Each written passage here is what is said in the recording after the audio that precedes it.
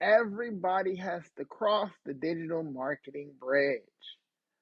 I don't care if you are a drop shipper, if you're a DJ on TikTok or YouTube.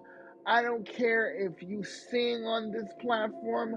I don't care if you battle other creators on this platform. I don't care if you sell a course, if you promote Shopify products, if you're on TikTok Shop.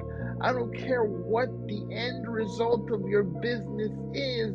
You still need more people.